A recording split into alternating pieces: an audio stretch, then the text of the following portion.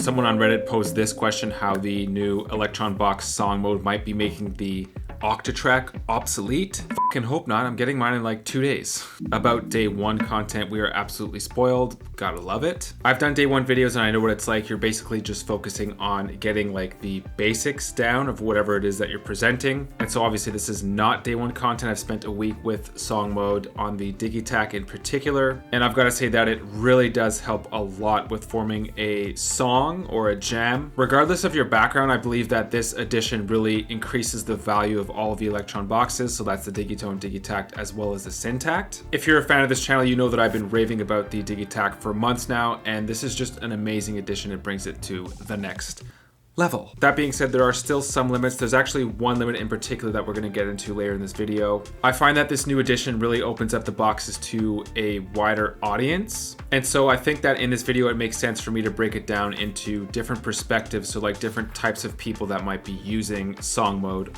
on one of the Elektron boxes. So one perspective might be like the indie instrumentalist that's venturing into the electronic realm. So if your hands are just completely occupied, maybe you're playing guitar or other things, singing at the same time maybe, having just a full sequenced song to play along to is obviously a very useful addition, so we'll get into that. Another perspective might be someone who's using the box solo, so like everything in the box, no other gear, which is totally doable with the Digitakt. And then someone for more of my perspective, so using the Digitakt along with some other gear.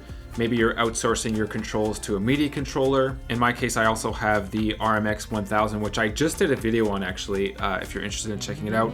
Great effects box.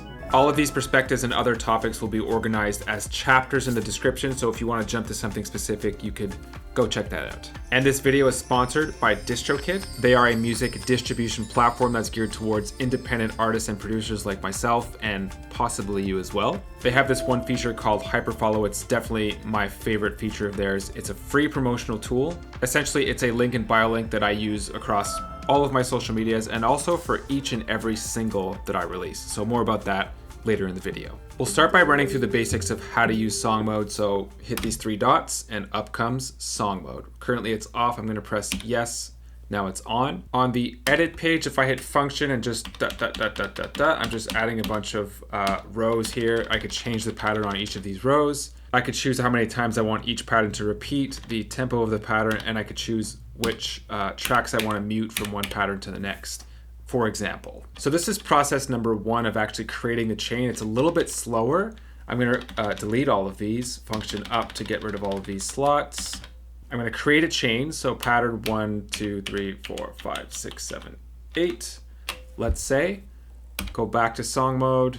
And here it says create rows from chain. Yes, from current chain. So this is the chain that I just created, and now it's been written into this chain. This little slot here, you could also name each of these patterns. So if you're a singer-songwriter, intro, outro, bridge, chorus, these are all like pre-written. And if you've already named your pattern, you could also choose that name as well. With a live set, it's obviously most important to know your tracks and to know the material that you're performing, obviously, but still I highly suggest that you go back to each of your patterns and name them appropriately. I would suggest using 4 or 5 letter names for your patterns, because if you go back to song mode here, edit, there's very little space. So like if it's a longer name, part of that will get cut off. So be as short and descriptive as possible. Once again, I highly suggest this. This will make more sense in a bit once we look further into it. I'm actually not sure of the limit at this point, but there's plenty of space. There's plenty of room for patterns. What is it, like 99 or something? Let me put that up on the screen right now. For those of you who are indie instrumentalists who just do not have your hands free to be menu diving during a performance, when you hit play, there's a little timey thing here for each of your patterns, which could definitely be quite handy. Another little thing here about the chain, make sure that you put a stop at the end of the pattern, or else it'll just loop back to the top. So that would be the end of your song. If your hands are just completely occupied, I would actually recommend running through the track on this page, because then you see what's coming next. You see which section is coming next here, right? But if I go back to this page, it doesn't tell you what's coming next. You do see the timer, but you don't see the next section. Again, chances are that you've already rehearsed this, especially if you're an instrumentalist. You've practiced along with your Digitakt or your box. So this is most likely not going to be a problem, but it's there if you need it. Maybe it's a new song. People who are performing solo with one of the Elektron boxes, possibly the Digitakt. Here are some suggestions. Well, first off, if you're using it solo, prepare to menu dive a bunch, which means that you're gonna have to know the instrument inside out. In this case, you might wanna use song mode as like a structure to work off of, but you might not wanna follow that structure to the T. You might wanna expand out of that a little bit. Well, this update allows you to do that. So I'll play my pattern. It starts with just drums, very simple. Bass is gonna come in, 2, 3, 4. And the next thing that comes in is the kick. 1, 2, 3, 4. So let's say at this point, I want to loop this section. So now I'm looping row 3. And I'm just going to show you that it loops. 1, 2, 3, go.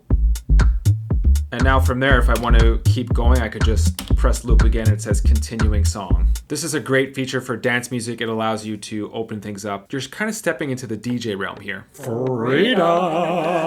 Another important thing to take note of is that even though the Elektron boxes are pattern-based workflows, which means that your parameters will reset from one pattern to the next, if you mute a track, that carries over.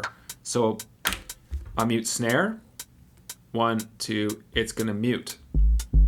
It's not there. So that's interesting to know. That could really open things up as well. And to be really clear, to get to that page, function and bank, and I guess you could call these like master mutes and unmutes. The Digitakt in general already destroys with bigger setups. I just find that it makes for the best brain, and song mode just takes it to the next level brain-wise. Again, it already sends MIDI like a pro, it receives MIDI like a pro. Surprisingly, there's a lot of gear in the industry that you'd think could cover like the MIDI aspect of things efficiently, but that's just simply not the case. So I do not take that for granted with the Digitakt or any of the Elektron boxes. If you're synced properly, song mode via the Digitakt or any Elektron box that you're using as a brain is transferred to whatever other instrument that you're using, because your follower, in this case the Digitone, is tracking and following all the patterns that are playing here in song mode. So to give you an example, 1, 2, you can see that it's tracking, 2, 3, 4, and there it is. And one more for good measure. So that's another delight to keep in mind. In the case of this setup, I'm outsourcing all of my controls from the Digitakt to my favorite MIDI controller, the PC-12. I actually have a video about this setup and how much I love it. Here it is. So if you want to hear me suck up to Elektron for another 15 minutes, then be my guest. In this particular setup, there's a lot going on. My hands are occupied by a lot of controls. So in this case, it's really easy to lose form of the track. And now going back to labeling your pattern. So now we've come full circle into going back into edit mode here, edit. And then from here, I could see the names of all the different sections. Groove, full, just 303.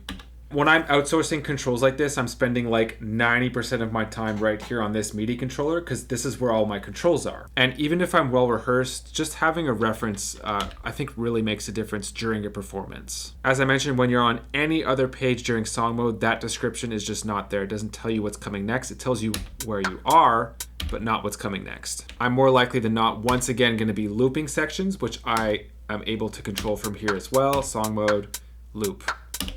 So I have that control as well. This is like a if you know, you know type moment. If you're a performer, you know what it's like. It's quite stressful to be on stage. You're sort of out of your element in a way. You might not be totally comfortable. Even if you're filming yourself and doing a performance from home, it's just like there's that added stress. And especially if it's the first time that you're performing said piece. So I'm being as clear as possible on this. You just want everything to be in your favor. There's still one thing that really up my workflow with the Elektron boxes. It's that pattern-based workflow. Honestly, this is like the only real issue that I have with the Digitakt in particular. So as I mentioned earlier, what this means is that besides the individual voice mutes, everything else is pattern-based. So if I play, let's say I'm going to add some reverb on the snare, and I want that to carry into the next pattern, it's gone.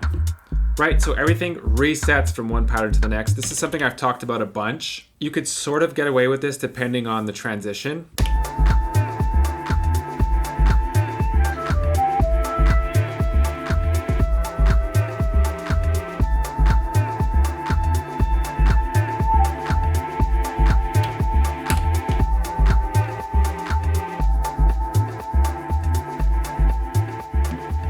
If you're working several voices at once from one pattern to the next, it's just impossible to keep track of everything. There's gonna be little errors here and there. It's a hindrance. I do know that the Octatrack has a non-pattern based workflow. I'm not sure exactly what it's called or how to work it, but I will be receiving my Digitakt on Wednesday in 2 days from now. So I can't wait. So until they update this again and maybe fix that pattern-based workflow, I guess that's the solution to this problem. And now more about DistroKid and what I think is their best feature, HyperFollow. The perfect link and bio link. It's a bit of a curveball because it's one of those platforms that you wouldn't expect to be offering this sort of feature for free. You can put together multiple totally centralized link hubs at no extra charge with a lot of the same features that other platforms offer for pay. And of course, I'm going to show you what mine looks like. But first, I'm one of DistroKid's most active creators, and so they gave me this special discount link for you guys to use in case you're not already a member. Go to hyperfollow.com and reserve your username. From there, you can fill out your info. As a side note, other platforms charge specifically for ad tracking. That's something that DistroKid offers for free. Here's what the final result looks like. It's super clean. This is my latest single embedded right here, my latest YouTube video, social links, other important links I'd like to lead people to. It's all there, and it's just one of many reasons to go with DistroKid.